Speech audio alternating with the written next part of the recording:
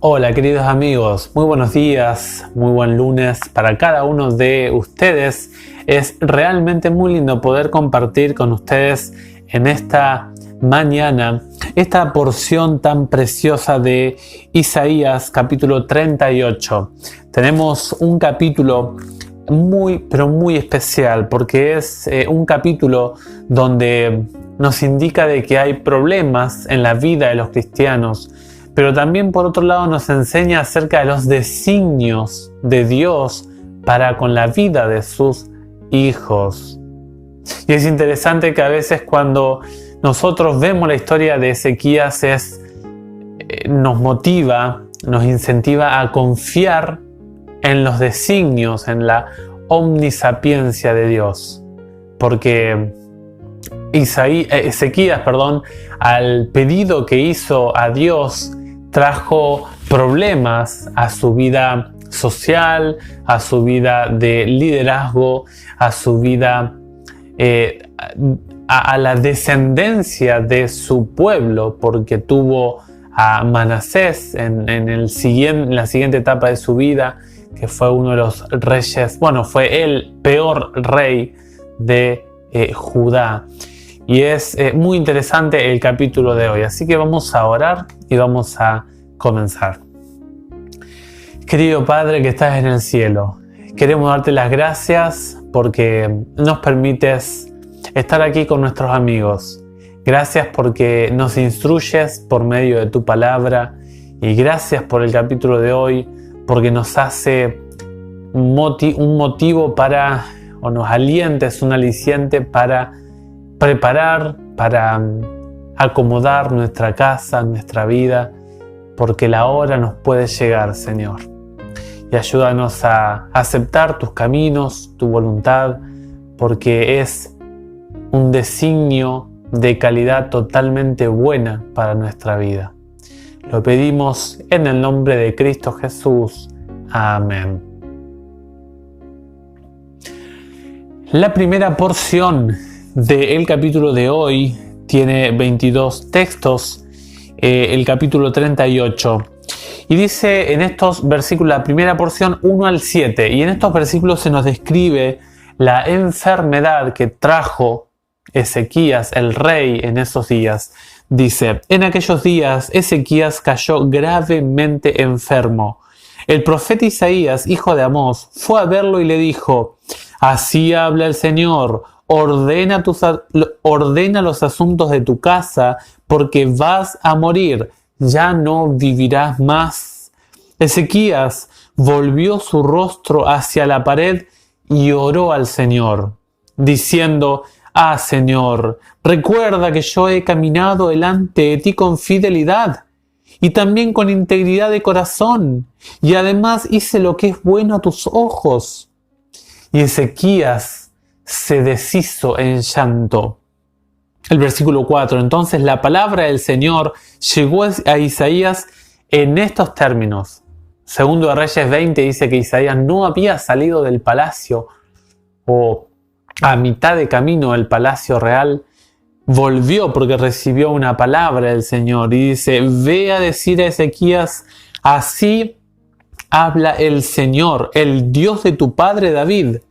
He oído tu súplica, he visto tus lágrimas, yo añadiré otros 15 años a tu vida.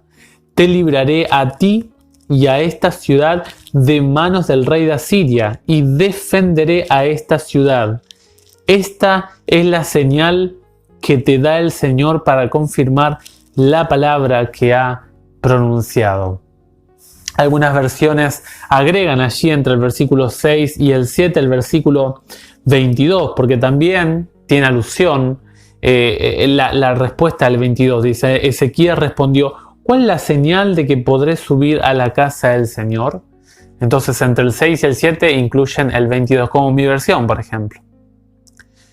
Y básicamente tiene sentido, no está mal lo que el arreglo que hacen los traductores y los editores de la Biblia en papel.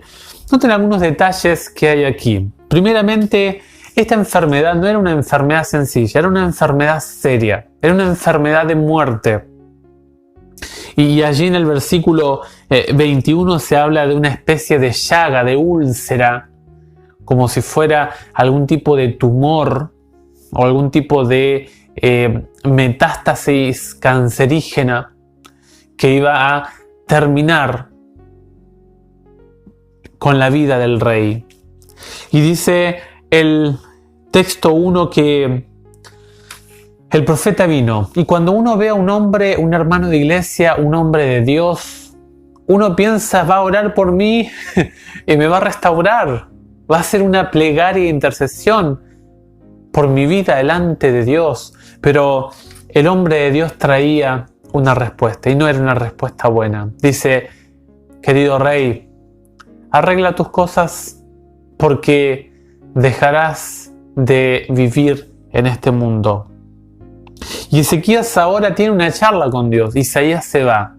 Y ahora Ezequías, el rey, le expone a Dios su antecedente espiritual, su trayectoria impecable.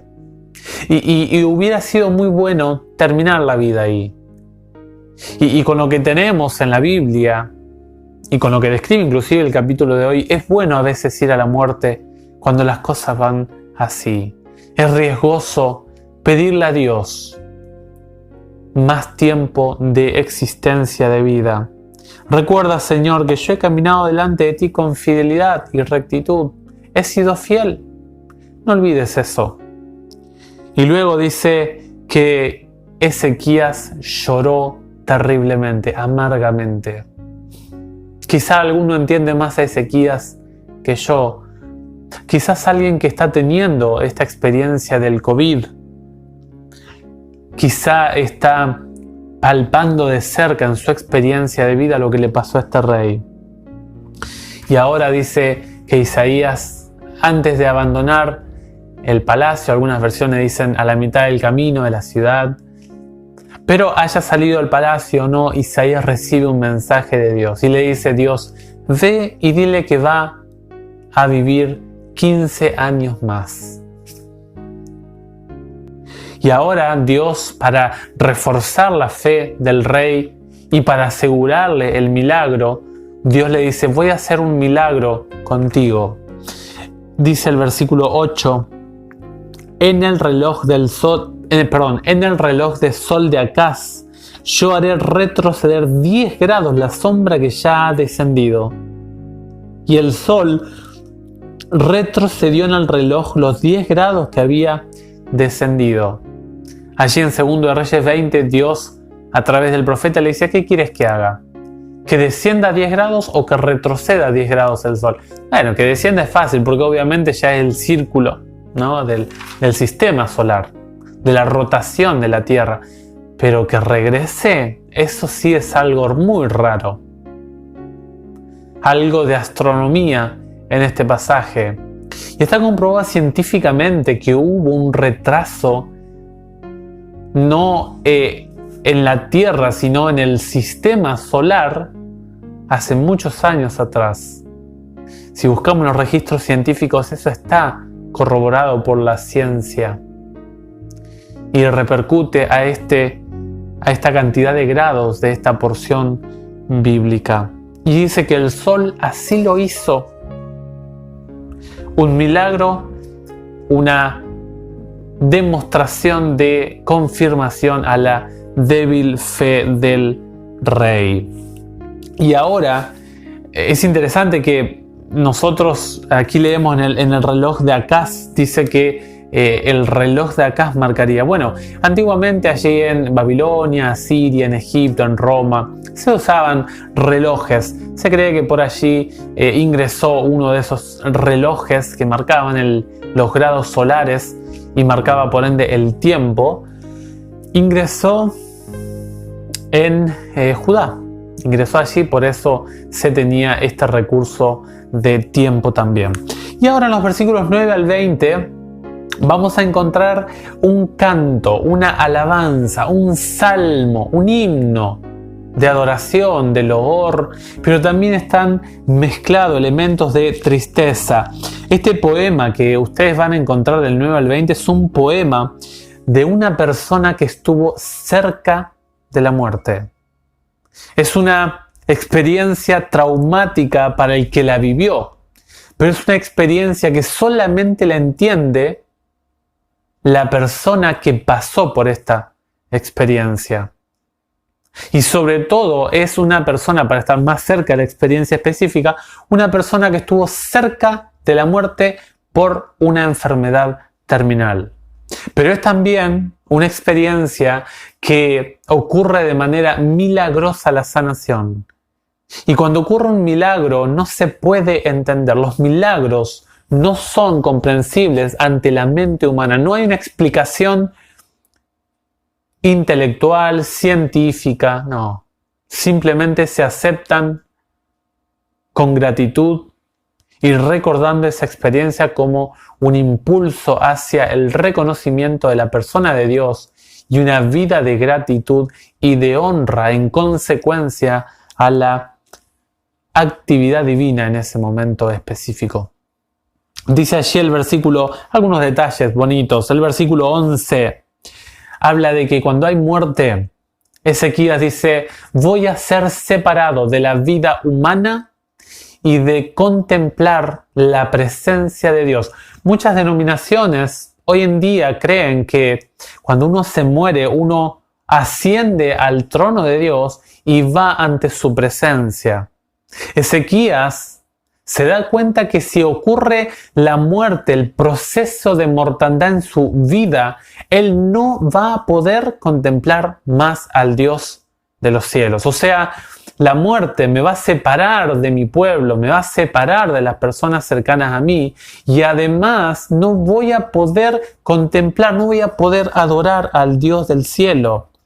El verso 12 es muy bonito, dice... El versículo 12 dice, arrancan mi morada y me la arrebatan como una carpa de pastores, como un tejedor yo enrollaba mi vida, pero él me corta de la trama. Se cree que más o menos tenía unos 40 años, 39, 40, porque dicen la flor de la vida. Y generalmente, según el Salmo 90, se vivía un promedio de 70 años. Así que en la flor de la vida, la mitad de la vida, hay un cuerpo fuerte.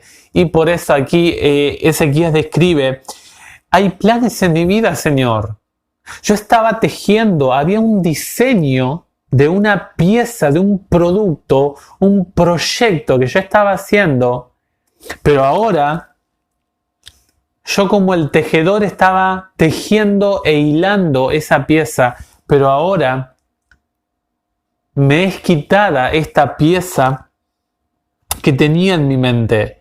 Ese diseño fue alterado y la pieza no fue concluida.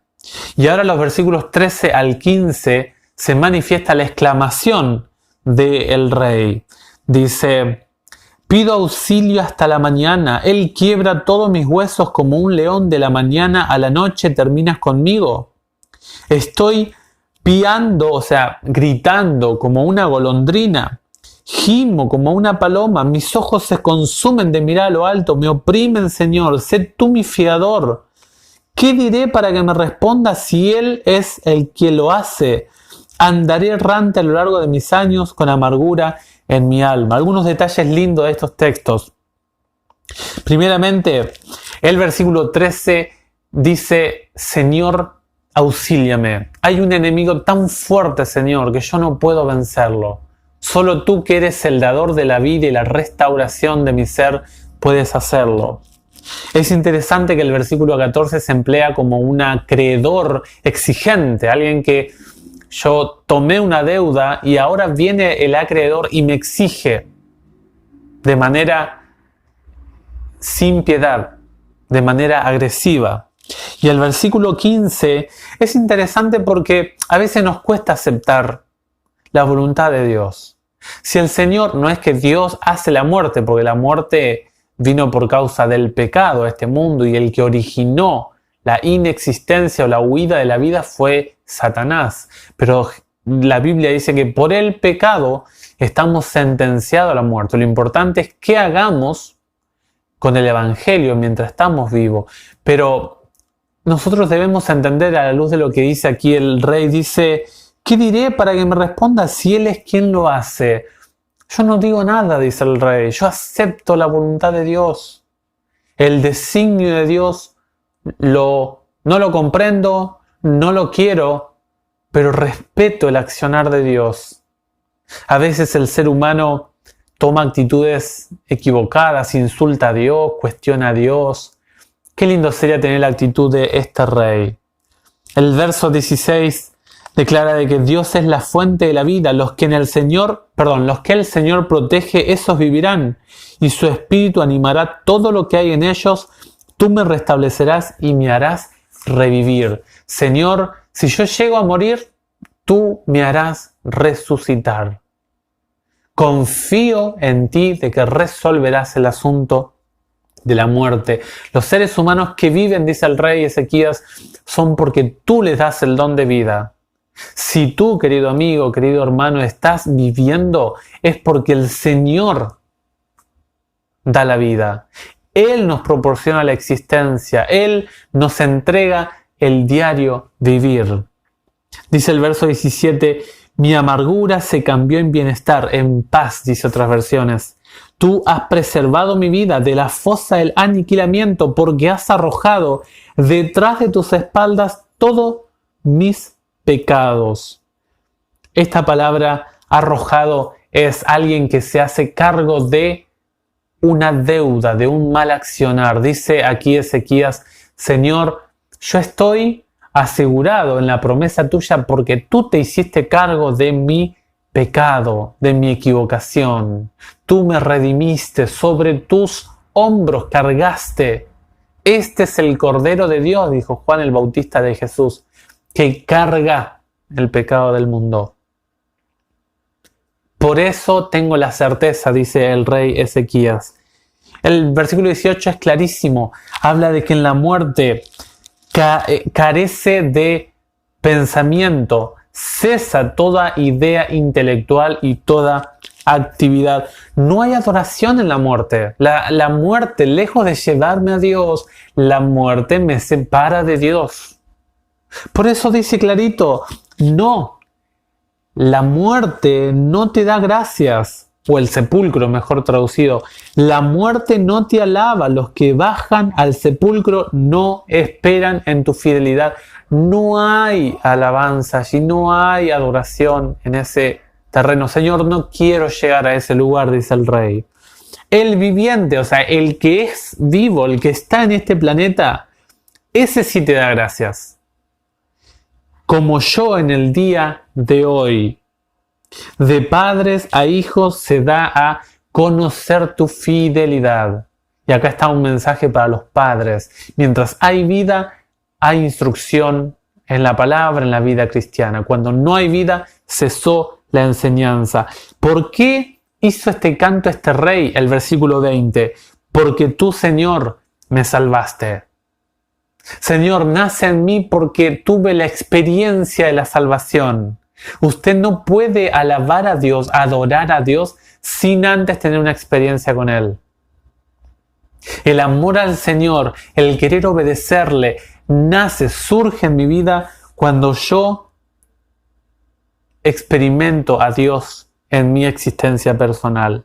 Y el versículo 21 dice que se puede colocar en después del 8, dice, luego Isaías dijo, traigan un emplasto de higos, aplíquenlo sobre la úlcera y el rey sanará. Una especie de medicina del momento, un cataplasma natural. Esto es muy interesante porque algunos dicen, no, yo oro y Dios me va a sanar. Pero noten aquí que dentro de las posibilidades médicas, Dios no sanó sin un recurso médico a este rey. Dios no sanó de manera inmediata, como en otras ocasiones. Y además le dijo, el tercer día vas a ir a alabar a Dios. Qué lindo ese versículo 22. Dice, ¿cuál será la señal de que podré subir a la casa del Señor? ¿Cuál será la señal para que yo pueda ir y esté seguro de que puedo alabar al Señor? Queridos amigos, varias enseñanzas de este capítulo. Primeramente, nosotros no sabemos si hoy en 5, 10, 15 minutos nosotros vamos a dejar de existir. Y no estoy hablando de una manera trágica, no estoy dando una mirada de manera oscura, negativa, una mirada un tanto sin sentido de la vida, mediocre. No, simplemente estoy diciendo de que el consejo del profeta dice: ordena tu casa. Si hoy usted, mi hermano, mi hermana, amigo, amiga, iría al sepulcro, ¿cómo está su casa? ¿Cómo están sus asuntos personales? Eso es una pregunta personal. Luego, quiero decirle que la muerte nos puede llegar a todos, pero la solución, la esperanza está en qué hacemos con el Evangelio mientras nosotros estamos vivos. Y si usted ahora está vivo, alabe al Señor. Entréguele a Dios toda la alabanza que Él se merece, el loor, que no sea tarde. Dios les bendiga en este día. Cuídense mucho, alaben al Señor, demos gracias en este día porque Él es bueno. Él nos da la paz, Él nos da la vida, Él nos da nuestro bienestar. Por eso alabamos al Señor porque Él es la fuente de nuestra salvación. Tengan feliz día, el Señor les bendiga y nos vemos, si Dios quiere, mañana nuevamente.